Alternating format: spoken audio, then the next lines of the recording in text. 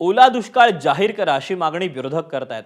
मात्र जशी दुष्काळाची व्याख्या आहे त्याचं देशपातळीवर वेगळं ड्रॉट मॅन्युअल आहे, तसा प्रकार ओल्या दुष्काळाचा नाही। इनफॅक्ट ओला दुष्काळ प्रचलित शब्द असला तरी सरकार दरबारी हा शब्दच नाही। अतिवृष्टीचं नुकसान म्हणून याकडे पाहिलं जातं। त्यामुळेच ओल्या दुष्काळाच्या व्याख्येत अडकणं मुख्यमंत्र्यांनी टाळलं आणि सर्वांना मदत दिली जाते अशी प्रतिक्रिया दिली। पाहूयात याचा आढावा घेणारा हा स्पेशल रिपोर्ट।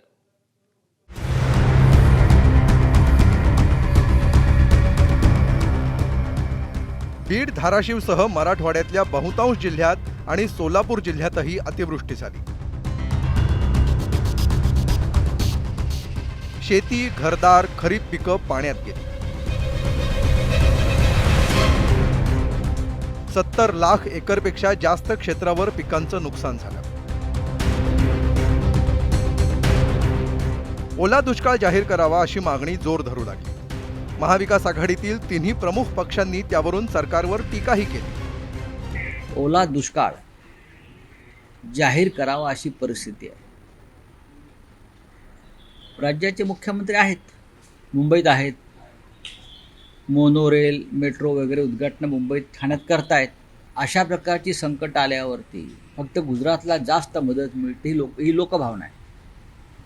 मग वादळ आलं, तुफान आलं, काय आलं, आम्ही सुद्धा या देशाचेच घटक आहोत आणि प्रधानमंत्री सुद्धा आमचेच आहेत असं आम्ही मानतो। जास्तीत जास्त मदत मराठवाड्याला मिळावी। म्हणजे मला विचाराल तर 80,000 कोटी रुपये खर्च करून तो शक्तीपीठ करण्यापेक्षा आता 80,000 कोटी रुपये देऊन सरसकट कर्जमाफी ही शेतकऱ्याला तातडीने दिली पाहिजे। ओला दुष्काळ जाहीर करून पुन्हा एकदा हा शेतकरी स्वतःच्या कर्तृत्वाने कसा उभा राहील, स्वतःच्या पायावर, स्वतःच्या कष्टाने, याच्यासाठी महाराष्ट्र सरकारने प्रयत्न केले पाहिजे। एवढा मोठा गंभीर प्रश्न असताना एक चुकार शब्दही या तोंडातून जर काढायला तयार नसतील तर अशा सर्व वृत्तीचा प्रवृत्तीचा धिक्कार केला पाहिजे। आम्ही आज ओला दुष्काळ हा महाराष्ट्रामध्ये जाहीर करा आणि सरसकट शेतकऱ्यांना मदत करा ही अनुदान स्वरूपाची आमची मागणी आहे। मंत्रिमंडळ बैठकीत अतिवृष्टी आणि त्यामुळे झालेल्या नुकसानीवर चर्चा झाली। पंचनामे करून तात्काळ मदत करण्याचे आदेश बैठकीत देण्यात आले। अतिवृष्टी झालेल्या भागात उद्यापासून सर्व मंत्र्यांनी दौरे करण्याचे आदेश मुख्यमंत्र्यांनी दिले। उद्या पालकमंत्र्यांना किंवा सगळ्या मंत्र्यांना या पूरग्रस्त भागामध्ये त्या ठिकाणी आपण सांगितलेलं आहे की त्यांनी भेटी दिल्या पाहिजेत। मी स्वतः देखील काही भागांमध्ये उद्या जाणार आहे। फक्त आमचा प्रयत्न हा असेल की जिथे मोठ्या प्रमाणात मदत कार्य चाललं आहे त्या मदत कार्यावर कुठला ताण येऊ नये अशा प्रकारचा आमचा प्रयत्न असेल तर त्याला उलट पूरक मदत काय करता येईल अशा दृष्टीने हे दौरे आमचे असतील। ओला दुष्काळ जाहीर करण्याच्या मागणीवरही मुख्यमंत्र्यांनी आणि उपमुख्यमंत्र्यांनी काय उत्तर दिलं पाहूया। ओला दुष्काळ काय, या ठिकाणी जे काही नुकसान झालेलं आहे त्याकरता जेवढ्या पद्धतीची मदत आपल्या नियमांमध्ये आहे ती सगळी मदत आम्ही त्या ठिकाणी देऊ। झालेल्या नुकसानीच्या पंचनाम्यांच्या संदर्भात देखील चर्चा झालेली आहे आणि युद्ध पातळीवर झालेल्या नुकसानीचे पंचनामे होतील, शेतीचे नुकसानीचे पंचनामे होतील, काही जीवितहानी देखील झालेली आहे, त्यांना देखील तात्काळ सरकारच्या वतीने मदत दिली जाईल। ज्या ज्या प्रकारची नुकसान झालेली आहे या बाबतीमध्ये आज कॅबिनेटमध्ये देखील या बाबतीत गांभीर्याने चर्चा झाली। ओला दुष्काळ जाहीर करण्यात काय अडचणी आहेत याची आम्ही चाचपणी केली। तेव्हा ओला दुष्काळ असा शब्द प्रचलित असला तरी शासन दरबारी त्याची व्याख्याच नसल्याचं समोर आलं। पाहूया अतिवृष्टीत मदतीसाठी निकष कोणते आहेत। तालुक्यात किंवा मंडळात 24 तासात 65 मिलीमीटर पाऊस पडला। पिकांचं 33% किंवा त्यापेक्षा अधिक नुकसान।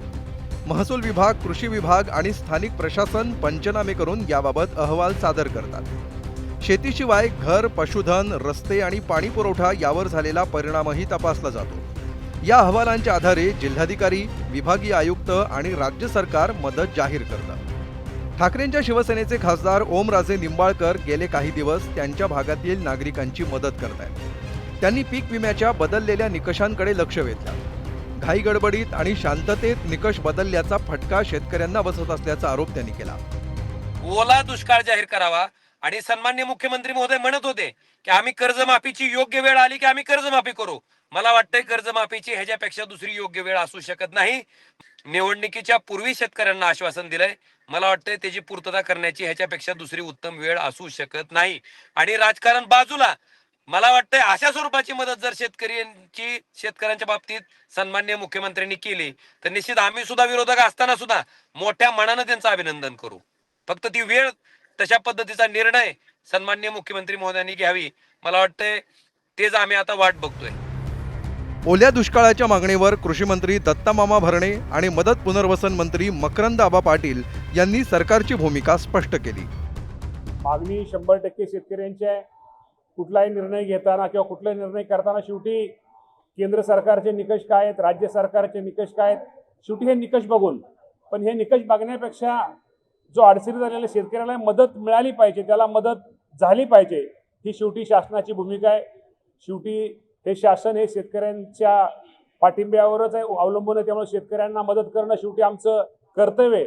आणि निश्चित प्रकारे हे सरकार माझ्या सर्व शेतकऱ्यांना मदत करेल, सहकार्य करेल. नाही, निश्चितपणानं शेतकऱ्यांची या संदर्भात ओला दुष्काळाची मागणी आहे. या संदर्भात राज्याचे मुख्यमंत्री आणि दोन्ही उपमुख्यमंत्री आणि एकूणच मंत्रिमंडळ या संदर्भामध्ये योग्य तो विचार विनिमय करून निश्चितपणानं निर्णय घेण्याची प्रक्रिया करते. शेतकरी नेत्यांना मात्र ही सगळी थट्टा वाटलीये. सरकारची मदत तुटपुंजी असल्याचा आरोप त्यांनी केलाय. ओला दुष्काळ म्हणा किंवा म्हणू नका, कोणतेही निकष लावा, पण ज्याची शेती गेली, घरावरचं छप्पर उडालं, घरादारात गाळ शिरला, गाई बैल म्हशी शेळ्या मेंढ्या वाहून गेल्या, त्या शेतकऱ्यांना तत्काळ मदत कशी मिळेल तेवढं बघा. सरकार म्हणून त्यांच्या पाठीशी उभं राहा. त्या शेतकऱ्याला तुमच्याकडून फार मोठ्या अपेक्षा नसतील. ब्युरो रिपोर्ट, एबीपी माझा. एबीपी माझा, उघडा डोळे बघा नीट.